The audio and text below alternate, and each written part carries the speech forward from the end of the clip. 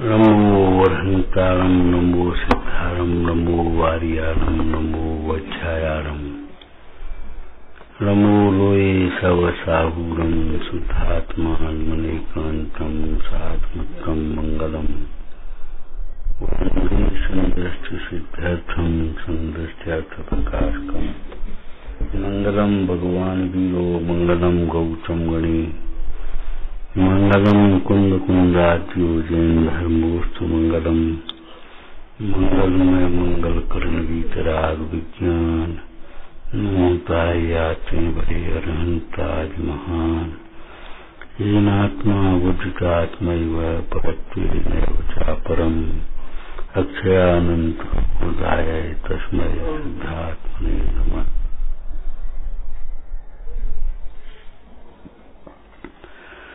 पश्ये निरंतरम देह महात्मनो नात्मचेतसा अपरात्म भिया निशा महात्म सत्तम व्यवस्थित।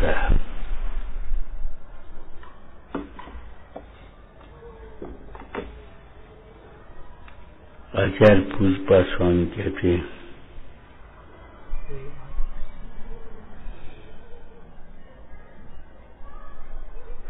पश्चिम देखो, बस कर्ता भाव छोड़ो,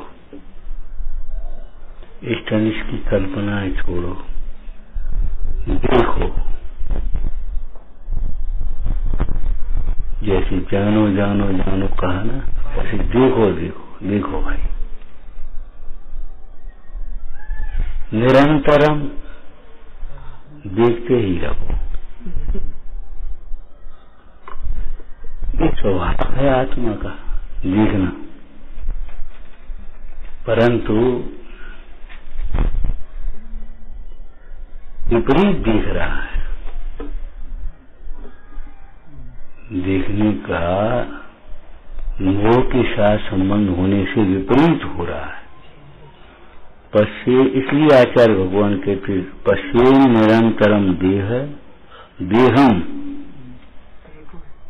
निरंतर देहम आत्मनो अनात्म चेतसा, अपने इस शरीर को भी अनात्मा देखो। अपने इस शरीर को भी अनात्मा देखो, अनात्म बुद्धि से देखो। मानो ये कुछ नहीं है हमारा, ये हमारा नहीं है। अनात्म बुद्धि में जैसे कोई एक बालक भी हो ऐसे दिखे और ये दिखे हमारा कोई नहीं है, तो ऐसे दिखेंगे।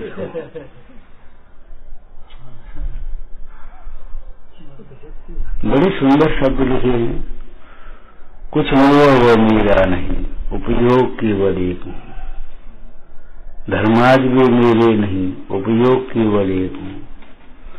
ऐसे ये देह मेरी नहीं, उपयोग केवल एक हूँ। देखो, पश्चिम निरंतर किसे देहम आत्मनो, जब तुम्हारा देह की ओर उपयोग जाए तब ये देखो ये मेरा नहीं है। इस शरीर में हमने कई बार कहा बहुत गर्मी है, बहुत गर्मी है, ये मत देखो, ये गर्मी मेरे में नहीं है। ये बहुत सुंदर है, सुंदर सुंदर, ये मत देखो, ये मेरी नहीं है। ये देह खुद है, ये मत देखो, ये देह मेरी नहीं है। अनात्म चेतसा, अपने चित्त में ऐसे देखो जैसे मानो ये कोई हो ही नहीं, ये मेरे कोई नहीं लगते, कुछ भी नहीं लगते।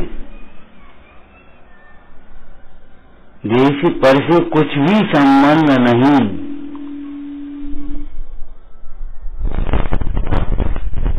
निरंतर देखते जाओ, बुद्धिपूर्वक में विचारो ये देह मेरा नहीं है।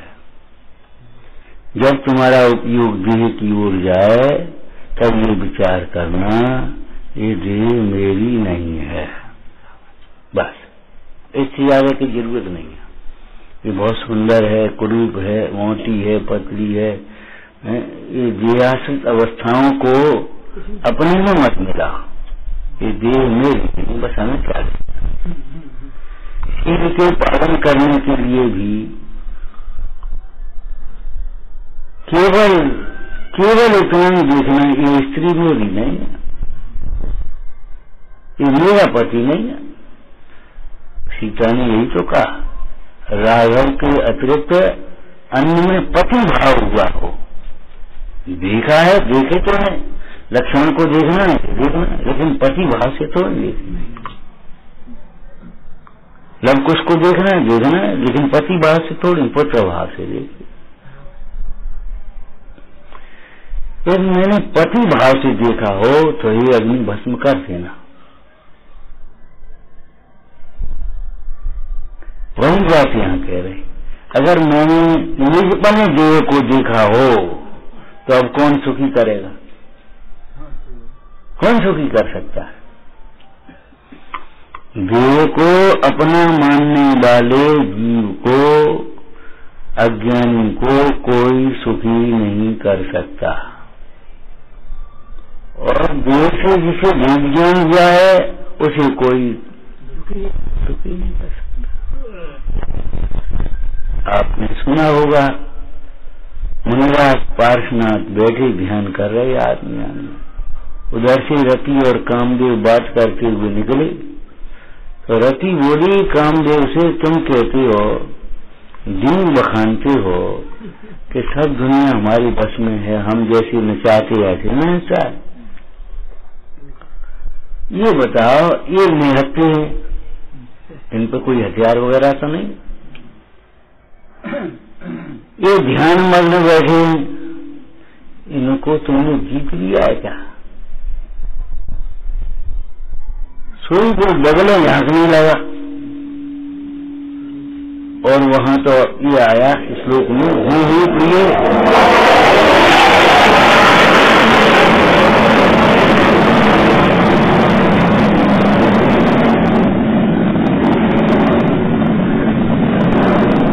और वो कहने लगा, हूँ प्रिय, नहीं हूँ प्रिय। फिर क्यों नहीं बखानते हो? हमने तीन लोग को जीत लिया है, तीन लोग के प्राणी हमारे वश में है। जब तुम एक निहत्ते तपस्वी को नहीं जीत पा रहे तो तीन लोग को जीत लिया, ये बड़ी बातें क्यों करते हो? तब वो बोला गिरा करके, क्या करें, इन्होंने तो मेरे स्वामी मोह को ही जीत लिया है, किंबा वयम किम करा। इन्होंने मेरे स्वामी मोह को जीत लिया है, तब हम किंकर किस गिनती में हैं? किंबा वयम किम करा। जब इन्होंने देह को ही भिन्न जान लिया है, अब हम क्या इन्हें दुखी कर सकते हैं? क्या मार सकते हैं? क्या मार सकते? इन्होंने तो मोह को मार दिया है। अज्ञानी मौत से मरता है, अज्ञानी मोह को मारता है। जब मोह मर चुका, अब मौत कहां से आई? समाधि मन का वाक्य याद होगा, ये मृत्यु काल शरीर का ग्राहक है, मेरा ग्राहक तो है नहीं। मक्खी गंदगी पर बैठती है, मिठास पर बैठती है, कोई आग की ज्वाला पर तो नहीं बैठती। मैं तो त्रिकालिक तत्व हूँ, मुझे तो कौन से जीतेगा ये मोह? ये काल कैसे मारेगा मुझे? ये कर्म मुझे कैसे दुखी करेगा? क्या करें, आज तो परेशान हो गए। परेशान इसलिए हो गए तुमने देह को अपना माना और देह के ही लक्ष्य से विचार किया, ये बहुत खराब आदमी है, ये बहुत जिद्दी है, ये बहुत बेकार है, बस ये विचार किए तुम, इसलिए दुखी हो गए। तुम अपनी विकल्पनाओं से दुखी हुए हो और मानते हो पर के कारण दुखी। ये भूल पर भूल है। अब अगर तुम्हें शांतता चाहिए, सुख चाहिए,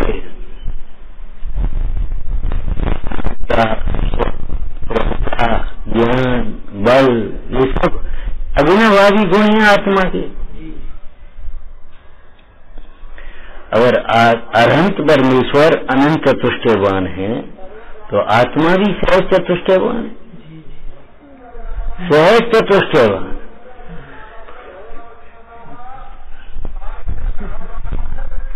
अरे चतुष्टय चार को कहते, ये अनंत दर्शन, अनंत ज्ञान, अनंत सुख, अनंत बल है, और यहाँ सहज ज्ञान, सहज दर्शन, सहज सुख, सहज क्या बात है।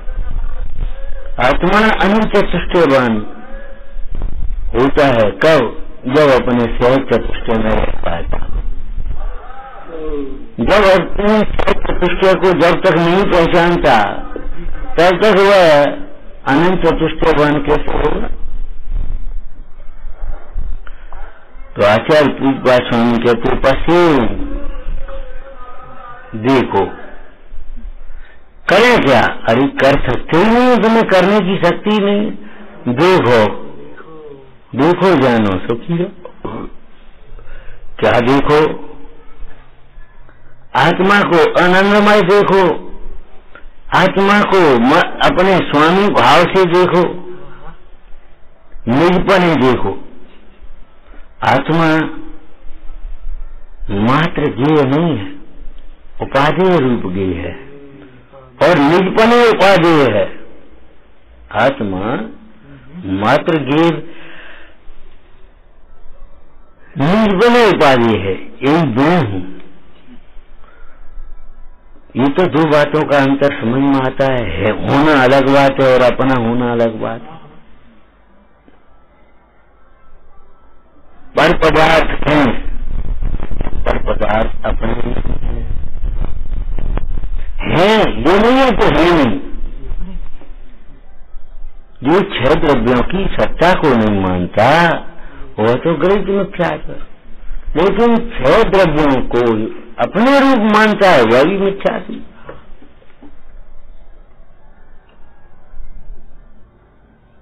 आप ये सोचो, सिद्ध भगवान के जैसे देह नहीं है, ऐसी मेरी देह नहीं है, स्वभाव की ओर देख करके कहोगे तो सही है, और स्वभाव की ओर देखे बिना अगर कहते हो तो मिथ्या है।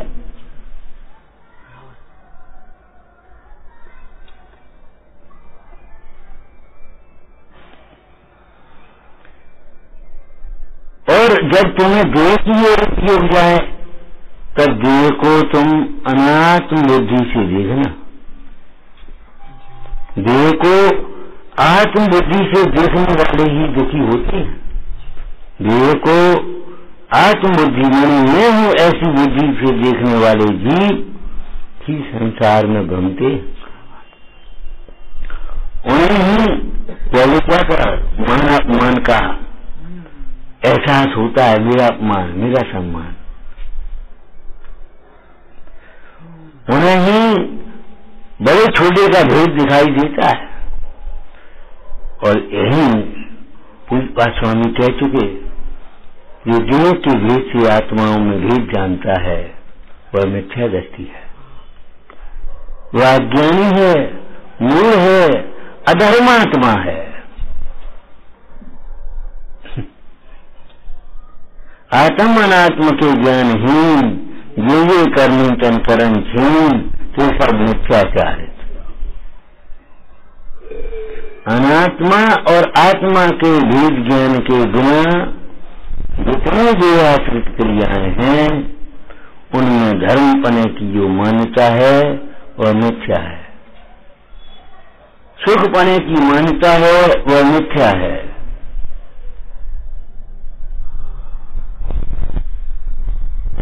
ये महामंत्र है।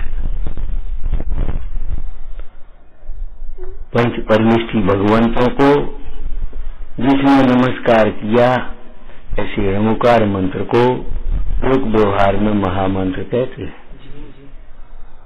उन पंच परमेष्ठी भगवंतों ने, संतों ने हमें ये महामंत्र दिया,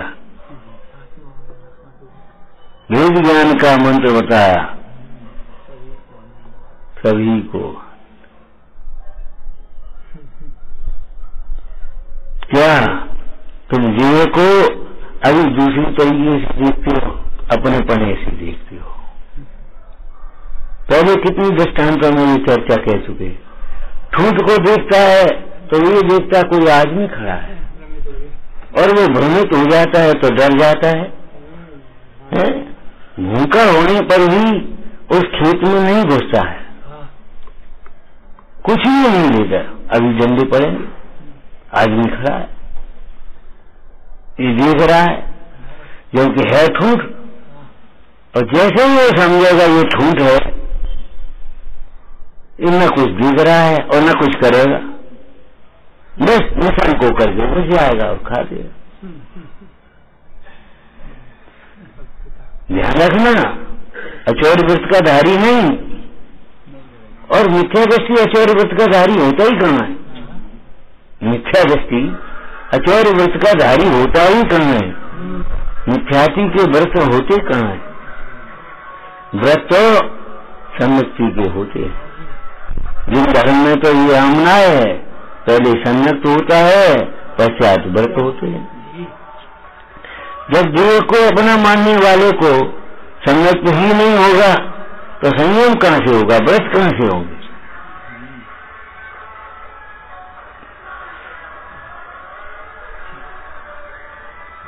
जन सामान्य की भाषा में सम्यक दर्शन, मिथ्या, सम्यक ज्ञान, सम्यक चारित्र आदि शब्दों का प्रयोग नहीं किया। यहाँ मिथ्या दर्शन, मिथ्या ज्ञान, मिथ्या चारित्र आदि शब्दों का प्रयोग नहीं किया। लेकिन भाव तो बता, अगर तुम्हें शांतता होना है तो सम्यक दर्शन को ये नहीं कह रहे, सम्यक दर्शन तो हो जाएगा तुम्हें। साहब दूरशास्त्र गुरु का सिद्धांत तो पहले होता है कि वो सिद्धांत नहीं हो तो गुरु के पास आए क्यों है। तुम्हें हमारा विश्वास नहीं, अरे विश्वास नहीं तो आए क्यों, आए हैं। ये बात प्रतीक है कि विश्वास है हमारा। अब जैसा होना चाहिए वैसा विश्वास नहीं है, सम्यक विश्वास नहीं है, वो अलग बात है। लेकिन वैद्य के पास बैठ के तुम्हें हमारा भरोसा है कि नहीं, दवाई खाओगे भाई, आए का है तो वैद्य। तो विश्वास नहीं होता, दवाई नहीं खानी होती तो हम काय को आते इतनी दूर से चल करके, इतनी दुर्लभता से।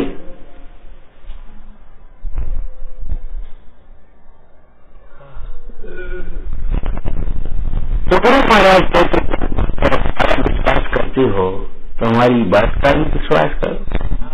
हम क्या कह रहे हैं, पश्चिम निरंतर देखो, पश्चिम निरंतर, हम निरंतर देखो, करो नहीं, बदलो नहीं, न कर पाओगे न बदल पाओगे,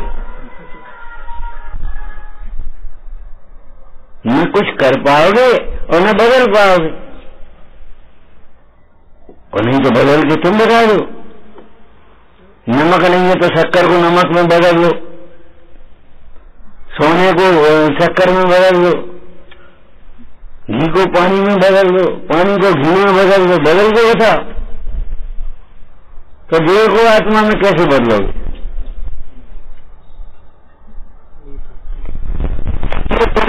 चेतन के साथ रहने पर भी चेतन नहीं होता, और चेतन अचेतन के साथ रहने पर भी अचेतन कैसे हो गया, जो बता, अचेतन कैसे हो जाए।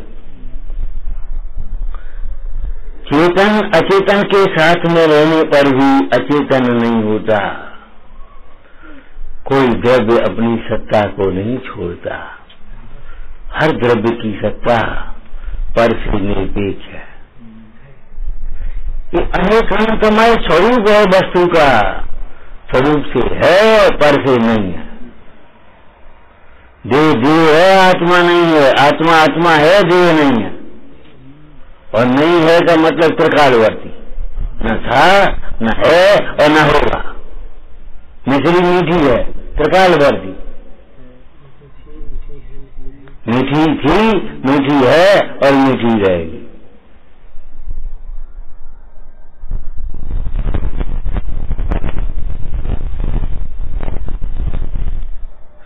तस्य निरंतरम देहम आत्मनो अनात्म शिक्षा। अपनी जिसको देह को तुम अपना कह रहे हो, वो हर से हम उसे अपना कह देते हैं, वो वास्तव में अपना नहीं है। उस देह को अनात्म बुद्धि से देखो, ये अनात्मा है ऐसा देखो। इस पर्याय को अधृत देखो, इस जगत को असरंग देखो, निमित्तों को अकिंचित कर देखो। अब तुम्हें देखना ही नहीं आता, हम क्या करें? क्या करें? हमसे देखा नहीं जाता, बहुत दुखी होते हम तो।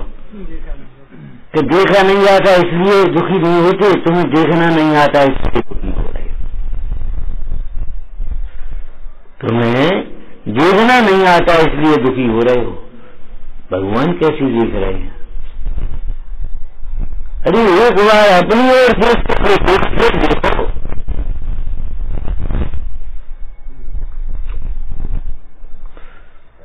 अपनी और देखते हुए फिर देखो, फिर कहो ये देव में हूं, फिर कैसे कहे? अब तुम अपने को देखे बिना देव को देखते हो तो तुम्हें अपना लगता है।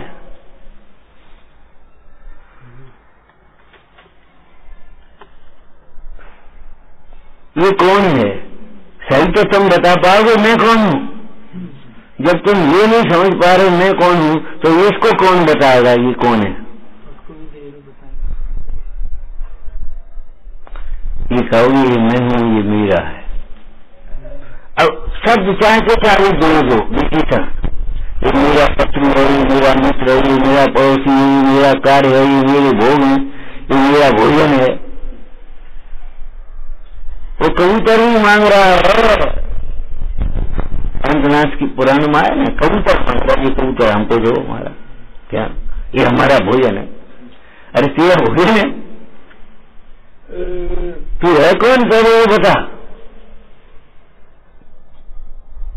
ये मेरा भोजन है। अरे तेरा भोजन नहीं है।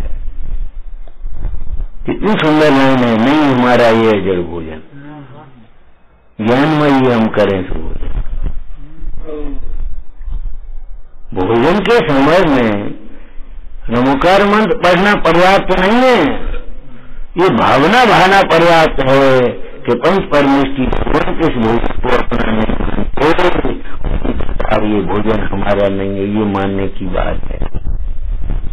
अब पंच परमेष्टि भोजन के प्रति राग से भी विरक्त हैं, ऐसे उस भोजन के राग से भी विरक्त हो। अनारी स्वभाव का लक्ष्य अनारी दशा। क्या कहा? अनारी स्वभाव हमारा लक्ष्य ध्येय है, अनारी दशा हमारा साथ है। ऐसे जीव को अनर्गल आहार प्रवृत्ति कैसे होगी? नहीं हो सकती। अरे चौथे गुण स्थान में भी होगा, अभिवृत्ति भी होगा, भले वृत्ति न हो, लेकिन तो भी यह अनर्गल प्रवृत्ति से विरक्त होगा, अन्याय के भोगों से विरक्त होगा, अवश्य बच्चों से विरक्त होगा। भले स्थूल बने हो, भले नियम नहीं हो, लेकिन तो भी विरक्त होगा। जिसे जो में भी संसार जी ने विषय खुल लिया, वो भी अपना परिचय करती है, उसे तो पर वस्तु अपनी कैसे लगेगी? उस पर वस्तु की प्रति आसक्ता कैसे होगी? जिसे पर को देह ही पर भाषित हो रही।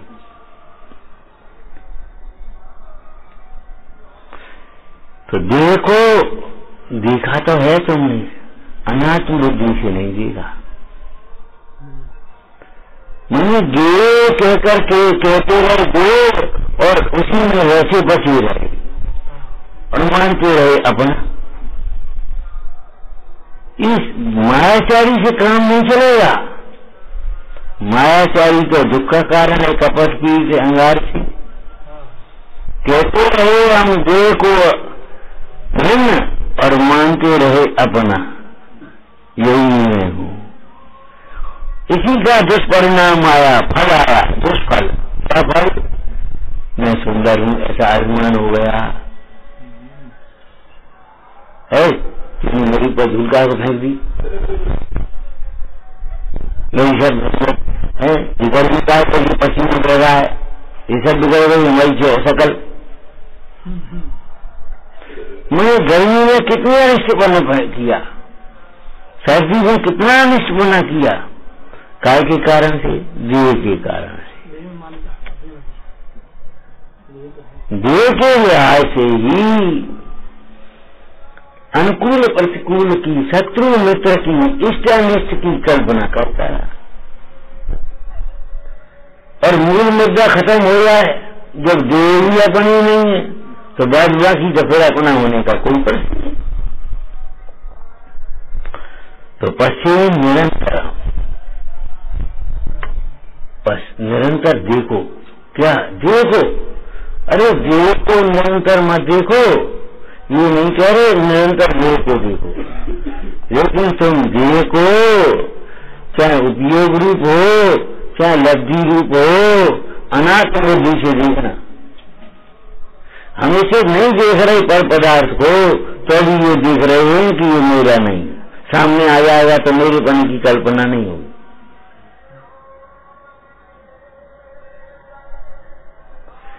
इसका नाम निरंतर देखना। जानना देखना निरंतर होता है, विकल्प निरंतर नहीं होते, विचार निरंतर नहीं होता। और नहीं तो बताओ, समय दृष्टि जी किस समय देह को अपना मानता है? विचार नहीं कर रहा,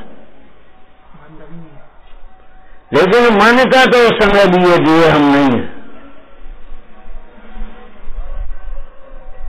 विचार नहीं है, लेकिन मान्यता उस समय भी है देह मेरी नहीं है। होना अलग बात है और मान्यता होना अलग बात है। क्या दृष्टांत है? बोलो। टोटरमल जी ने दृष्टांत दिया रहस्यपूर्ण चिट्ठी में। जैसे कोई गुमास्ता मुनि सेठ के कार्य में प्रवर्तता है, सेठ का धन मांगता है तो ये नहीं कहता सेठ जी के रुपए लाओ, हमारे रुपए लाओ।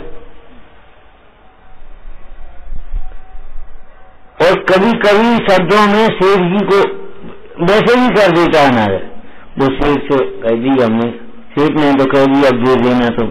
सेठ जी से क्या मतलब हमें, हमारा काम बड़ा है। और सेठ जी भी सामने हो और वो भी कहे भाई छोड़ो इसको, ले लेना आपने।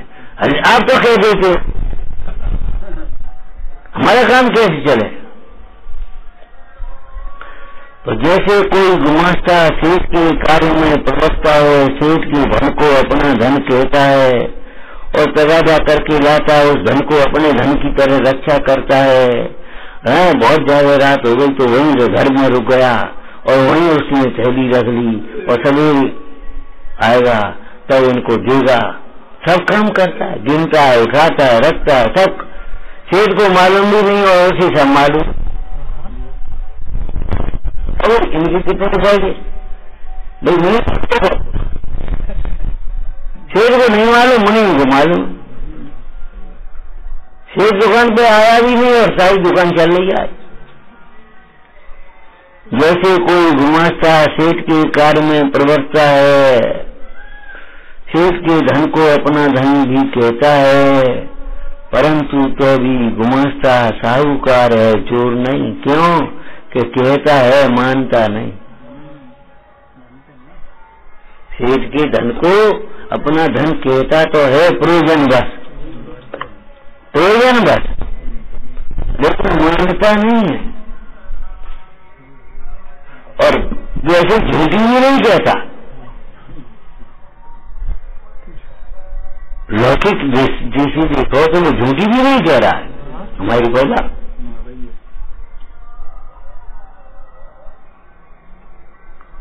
हमें का मतलब दे नहीं दे, नहीं दे मान दे, लाभ हो तो लाभ हो, हानि हो तो ना।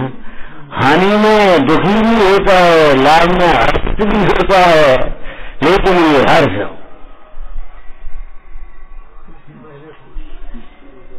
दोपहर में बात चल रही की चर्चा विचार रहे थे, लिख रहे थे।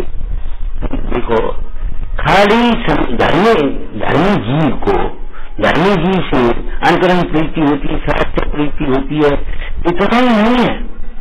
उसके उन्नति में हर्ष भी होता है, उसकी आपत्ति में खेद भी, विषाद भी बढ़ता है, सहानुभूति भी बढ़ती है, उसकी चिंता भी बढ़ती है, उसके प्रति योग्य प्रवर्तन होता है। उससे अपने को क्या कहूं, पुत्रा शिष्यात् पराजय निश्चित, पुत्र शिष्य पराजय की इच्छा करता है। विचार करो, तुम्हारा पुत्र अगर अगर उन्नति कर जाए तो तुम्हें हर्ष नहीं होगा, तो साधारण की उन्नति में ईर्ष्या क्यों होती है? जब तुम्हारा पुत्र दुखी होता है तो तुम दुखी होते हो कि नहीं? तो साधारण के दुख में तुम खुशी कैसे बनाते हो, हर्षित कैसे होती हो, मध्यस्थ कैसे वैसे होती हो? चूड़ना ने यही तो कहा था,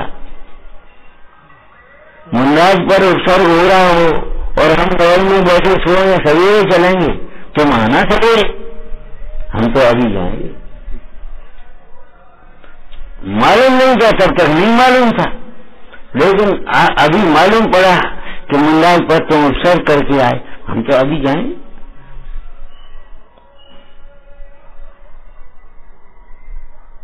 मुन्नाज पर उपसर्ग और हम आराम से बैठे, साधर्मी पर आपत्ति हो और हम मतलब आराम से बैठे, हमें कोई मतलब ही नहीं।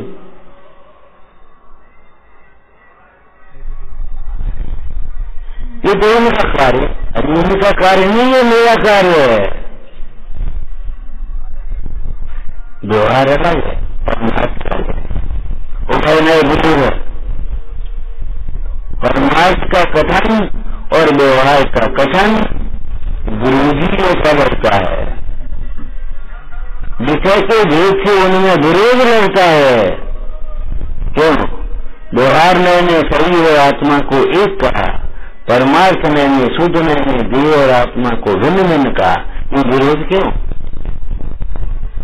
विरोध क्यों? क्या करें कि व्यवहार ने संयोग से कहा, परमार्थ ने कहा हम सुबह से कह रहे। परमार्थ ने जब कहा, एक व्यक्ति था, एक दृष्टांत बनाओ।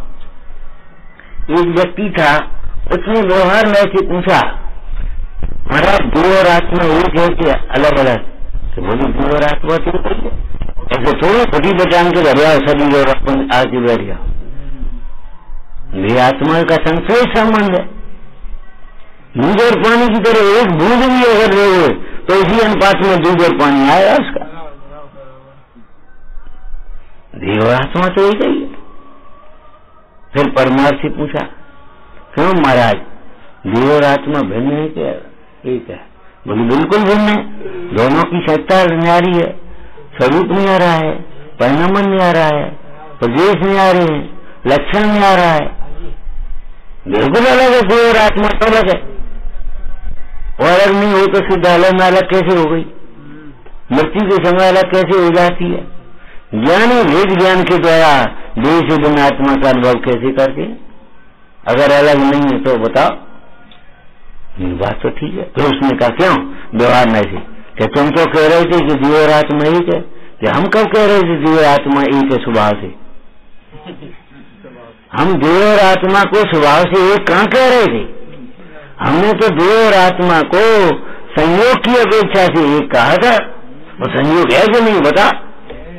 हम गलत तो तब हो जब देह और आत्मा का संयोग भी नहीं हो, हम ये कहें सिद्ध भगवान के देह है।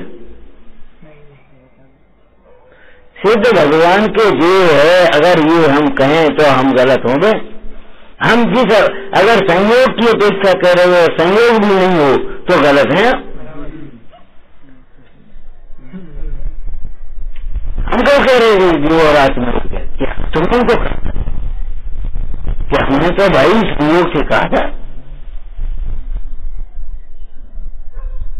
ये तो कह रहे अलग है कि हाँ ये सही कह रहे, ये स्वभाव से कह रहे कि दोनों सही है। यहाँ ये देव और आत्मा एक है ये भी सही है, और देव और आत्मा अलग अलग है ये भी सही है कि हाँ कथनचित व्यवहार परमार्थ की अपेक्षा सत्यार्थ है और व्यवहार की अपेक्षा सत्यार्थ है। विषय भेद की अपेक्षा उन दोनों में विरोध भाषित होता है। दोनों देश के सेवक हैं, देश की सेवा करना चाह रहे हैं, तो आमने सामने क्यों खड़े हैं कि ये देश की सेवा अलग तरीके से करना चाह रहे, ये अलग तरीके से करना चाह रहे। ये कह रहे लघु उद्योग कराओ, सबको काम मिलेगा, सबकी व्यवस्था होगी, आज बेरोजगारी दूर होगी, और ये करो बड़ी बड़ी कारखाने लगा तब माल बन पाएगा, तब सस्ता पड़ेगा, तब देश की उन्नति होगी।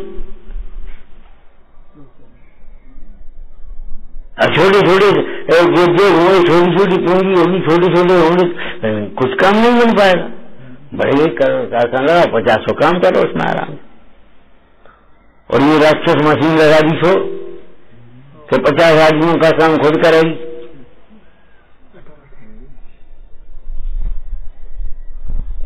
ये बहस होगी तब चर्चा होगी, उन दोनों में जब बहस होगी तब चर्चा होगी।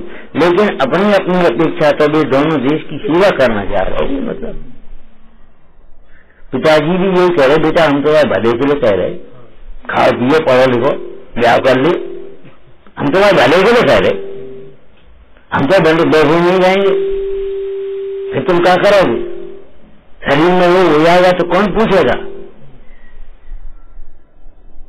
हम तो भले के लिए कहे। अब बात वो है वो भला जानते हैं, इंद्री शक्ति अपेक्षा से बोल रहे हो, और इंद्री शक्ति कर्मा भी न सोच, तो उस कर्म को भी नहीं जानते, केवल एक छोटी मोटी दृष्टि से, कुत्ते की दृष्टि से देख रहे, स्वान दृष्टि अज्ञान के वो उस दृष्टि से देख रहे, ये समझ रहे ये संयोग ध्रुव है,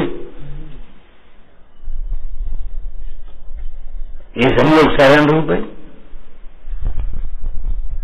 और श्री गुरु जी भले के लिए कह रहे, ये तुम्हें अपना भला करना हो तो भी पर जब बनते आप में रुचन में तो भला।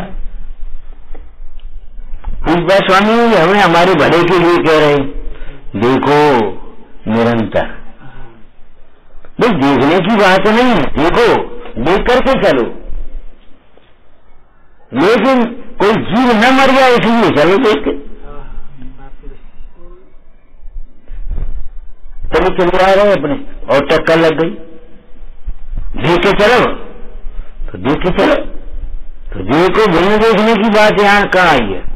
देखो सामने से चला आ रहा है, टकरा न जाए, ऐसे देखो शरीर को देखो, लेकिन शरीर को देखने का मतलब क्या है? देखने का मतलब ये थोड़ी नहीं कि नहीं पड़े देख लो, देखने का अर्थ ये तो नहीं है कि अपना देखो, सुखमय देखो, ध्रुव देखो, देखो ये कहें तुम्हें मालूम नहीं? एक बार क्या हुआ, दो दुकानें बगल बगल में थी, एक दुकान पर भीड़ थी, एक दुकान खाली थी, तो एक आया उस खाली दुकान पे, बोले वो मार दे दो हमको और पैसा हम भेज देंगे घर से, भेजाएंगे चाहे। बोली भैया हम जानते नहीं तुम कौन सी गांव में रहते हो, क्या हो, कौन हो? अरे तुम हमें जानते नहीं, उनसे पूछ ले, इनसे पूछ ले ना सेठ दीजिए। तो बगल वाले दुकानदार से उसने पूछा, क्यों भाई तुम इन्हें जानते हो? क्या जानते? और उन्होंने माल दे दिया। अब काय को दे दिया है वापस, पैसा वैसा कुछ नहीं। एक आध महीना हो गया, एक आध साल हो गई, उसने पूछा शेर जी हमने तो तुमसे पूछा था ये तुम जानते हो? कि हमने ये कब कहा था ये ईमानदार व्यक्ति है? हम जानते हैं, इस आदमी को खूब जानते हैं, लेकर के देना नहीं जानता। हम जानते हैं इस व्यक्ति को, हम जानते हैं, लेकर के देना जाना ही नहीं इसने कल। अब बोलो, बात ही बदल गई पूरी। देखो इस देह को अनात्म बुद्धि से देखो। इसे आज तक तुम आत्म बुद्धि से देख रहे हो, उसे अनात्म बुद्धि से देखो। ये देह को आत्म बुद्धि से देखना, यही सबसे बड़ा पाप है, यही दुख का मूल है।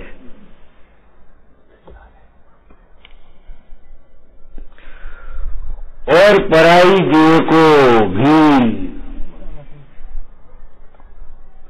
पराई देह को भी देख देख करके मैं देखो ये बहुत सुंदर है, ये फलाना है, ये नहीं देखो। उसे उस देह, अपने को अपने इस देह से भिन्न देखो, और उस सामने वाले जीव को उसकी देह से भिन्न देखो। तुमने पढ़ा होगा, रायचंद जी ने लिखा, स्त्री का सचेतन शरीर अचेतन भाषित हो जाए तब समझना पैदा हुआ है। त्वचा रहे शरीर, अभी तुम त्वचा त्वचा देख रहे, खाली चमड़ी देख रहे। देखो इस देह में, अभी तो पढ़ रहे थे, इस देह में क्या क्या भरा, अनुराग है जिस देह से।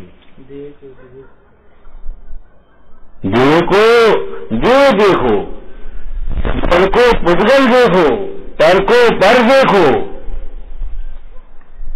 भिन्न को भिन्न देखो, तो तुम्हारा ज्ञान सम्यक है। और उस देह को अपना देखोगे, इष्ट देखोगे, अनिष्ट देखोगे, ध्रुव देखोगे, शरणभूत देख लोगे, और शरीर के संबंध से नाते जोड़ लोगे। पहले कहा था, एक प्रश्न पूछा था, नाते आत्मा के साथ है संबंध के शरीर के साथ? ये शरीर का पुत्र है कि आत्मा का पुत्र है? मोह के कारण लगता है ये हमारा पुत्र है, न शरीर का है न आत्मा का है। अगर आत्मा का हो तो विचार करना, आत्मा को तुम पुत्र मान रहे हो, तो फिर आत्मा कहीं दूसरी चली, अपनी उसको पुत्र मानो और अपने को उसका पिता मानो, और शरीर को मान रहे तो मरने के बाद भी शरीर तो पड़ा है सामने, अब उसके कच रहे हो और जला रहे हो और दफना रहे हो, ये क्या कर रहे? बड़ी निर्दयी हो तुम। क्या निर्दयी नहीं है भैया? देह में बहुत जीव पड़ेंगे, इसलिए अंतर मूर्ति लगा रहे, मिट्टी ठिकाने लगा रहे। हम अहिंसा धर्म के अनुयायी हैं। देखो एक बात और कह दें, आ गया प्रसंग, हिंसा अहिंसा के प्रसंग हम बड़ी भूल कर जाते।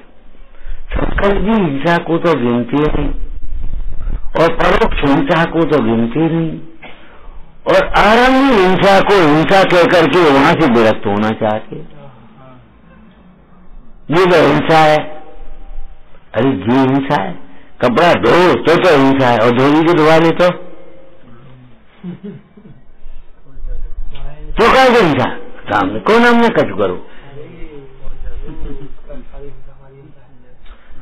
घर में मिठाई बनाई तो हिंसा है, और बाजार से लिया खा लो तो हिंसा नहीं होगी। अरे बड़ी हिंसा होती है, बड़ी हिंसा होती है। एक संकल्पी हिंसा को नहीं गिनते और परोक्ष हिंसा को नहीं गिनते, बस वो आरंभी उद्योगी विरोधी हिंसा के पीछे पड़े हम। जबकि पहले संकल्पी हिंसा का त्याग होता है, उसके बाद आरंभी उद्योगी और विरोधी हिंसा भी उसी के साथ में छूट जाती है। अप्रयोजनभूत और प्रयोजनभूत हिंसा है वो क्रम से छूट पाती। उस समस्त प्रकार की हिंसा का त्याग मुनि अवस्था में ही होता है। श्रावक अवस्था में सर्व प्रकार की हिंसा का त्याग नहीं हो पाता। इसलिए यहाँ अयतनाचार प्रवृत्ति का निषेध किया है, यतनाचार की प्रवृत्ति बताई।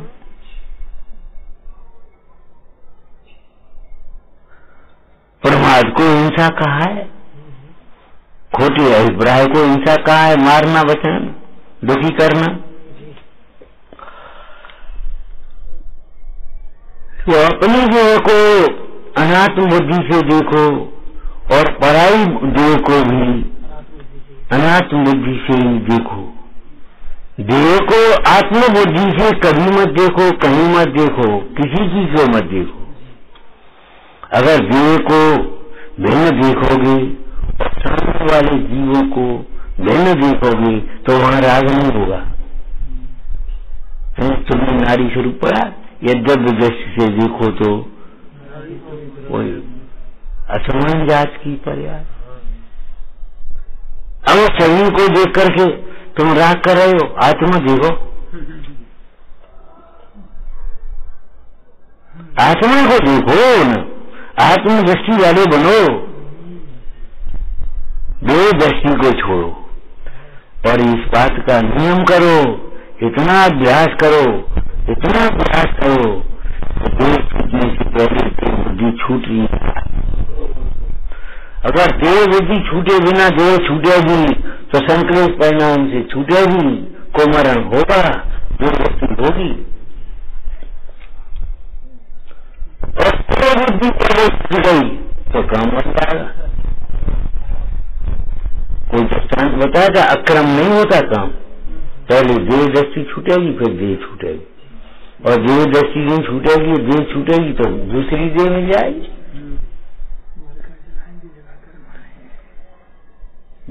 क्रम भंग मत करना, मर करके जलाने की तो व्यवस्था है, एक संस्कार है, अशक्य अवस्था है, और जला करके मारना ये क्रूरता है, जला करके मारना ये क्रूरता है, अक्रम हो गया।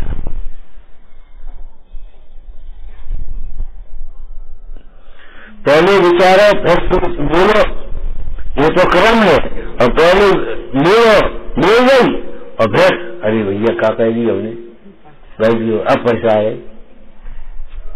पहले विचारो फिर बोलो, नहीं पहले बोलो फिर विचारो, पहले विचार करो और फिर काम करो, पहले काम कर लो फिर विचार करो। लोग में कह रहे थे पानी पीने के बाद फिर पूछे भैया क्या है ये पानी छानो दो क्या अनछानो दो।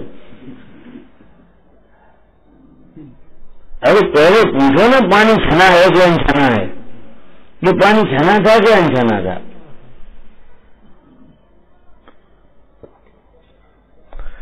और देह को अनात्मा जान करके आत्मा में व्यवस्थित हो जाओ, अथवा आत्मा में स्थित होकर देह को भिन्न देखो।